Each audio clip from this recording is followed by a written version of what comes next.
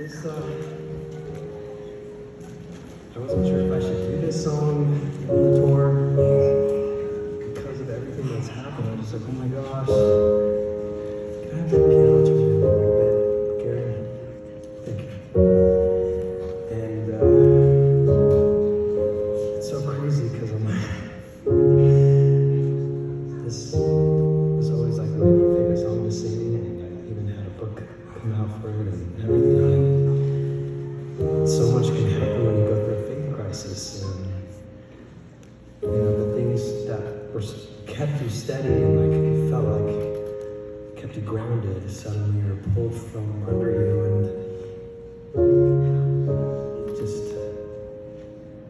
don't know who to be anymore. But I feel like this song still means a lot to me because of when it came to me. And the reason why it came to me, it came in a dream I had a few years ago, and I was praying a lot because I was praying about the same thing I had been praying about from over half my life, that I wanted to be different than what I was, and I didn't know how to change that. And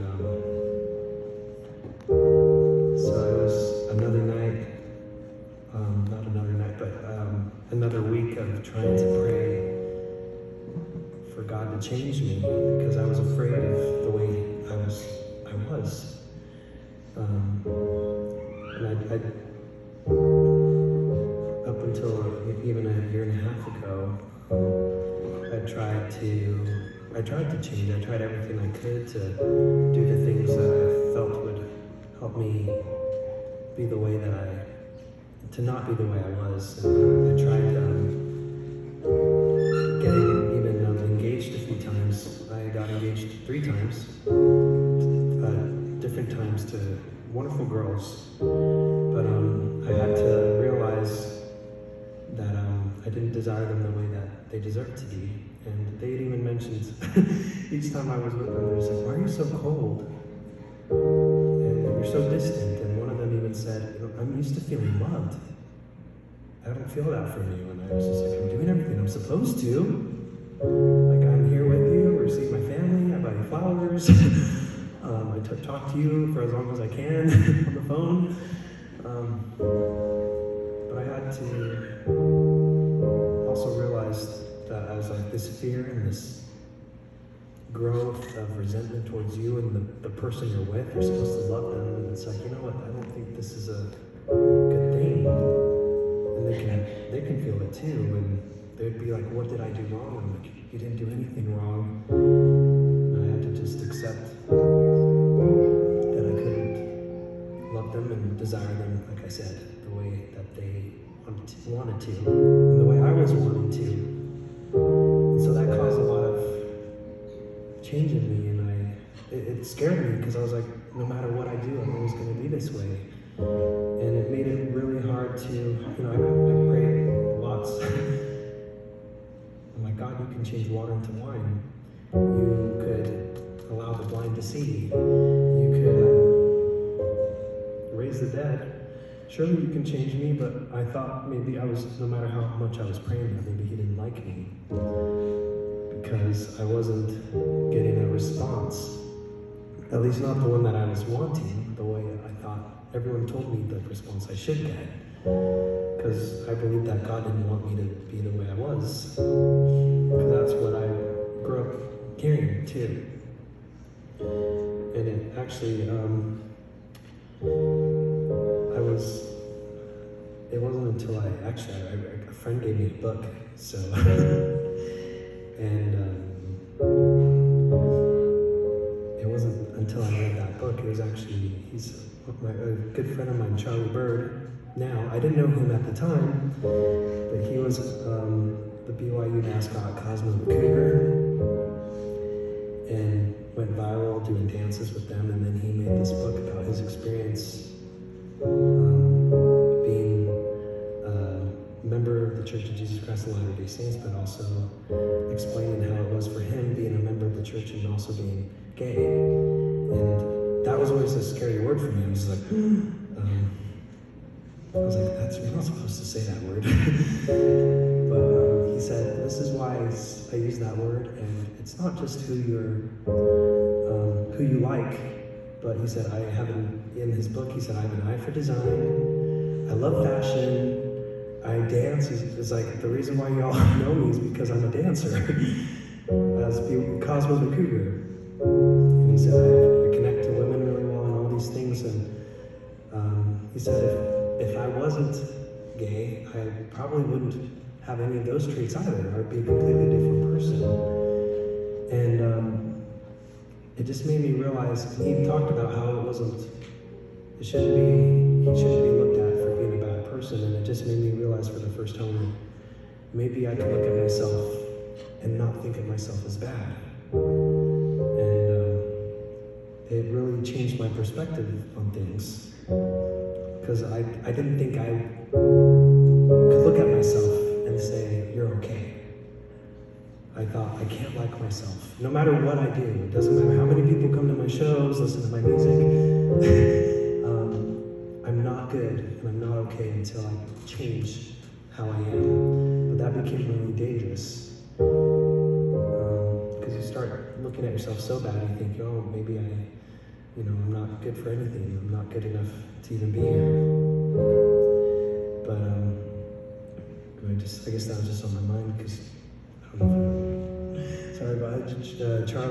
Charlie came tonight, so I'm really grateful for him.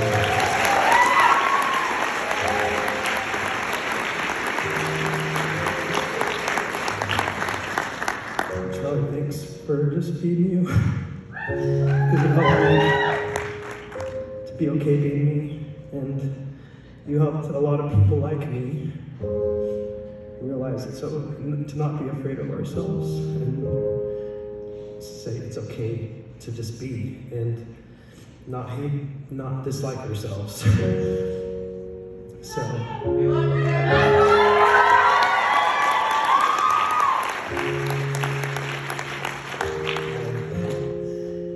I was praying one time and last year, because I was engaged, and but I was getting anxiety attacks and I couldn't even be around my ex-fiance, and I just said I needed time to myself, and so I was praying and praying every day, and I couldn't feel anything. And this, like I said, I've been in a faith crisis, but what I always knew as God, finally, like after a few weeks of feeling numb, I felt Him, and I just got on my knees and I said, God, if you're really there and if you have a plan for me, just please change me. I just don't know what else to do. I'm so embarrassed to even just be here. And so, but then he just said, David, you need to stop asking me this. You've been praying about this for over half your life, and you see that I'm not going to change it because it's not supposed to. I created you, and you can be happy as you are. I don't see you the same way you see yourself, and I don't see you the same way a lot of people see you. And I had a hard time accepting that, but he said, I need you to understand why I created you as you are. A lot of people the same way as you. And so that changed my life too. But it's been a journey ever since. But I'm just grateful to have all of you here. And this is a song I had a few years ago in a dream. Had been praying about the same thing that I was praying about a year ago. And I call it my little prayer.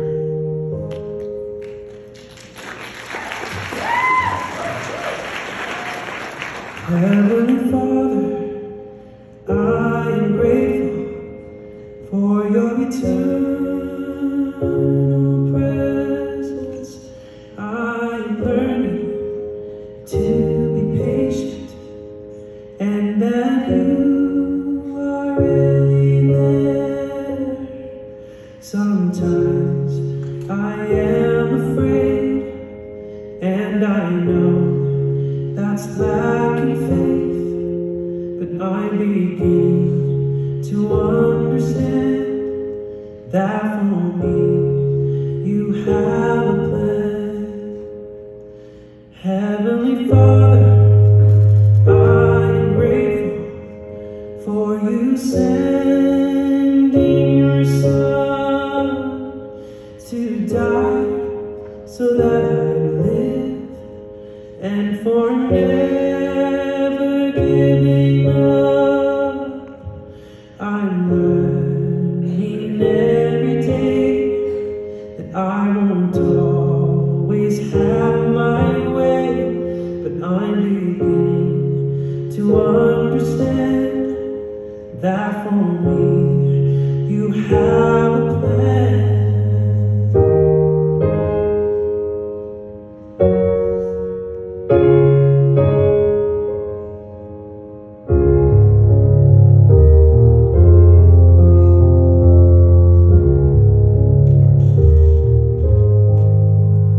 Heavenly Father, I am grateful for you hearing my prayer.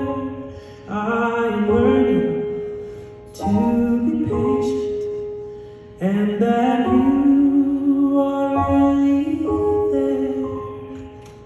There are answers I'm receiving, know that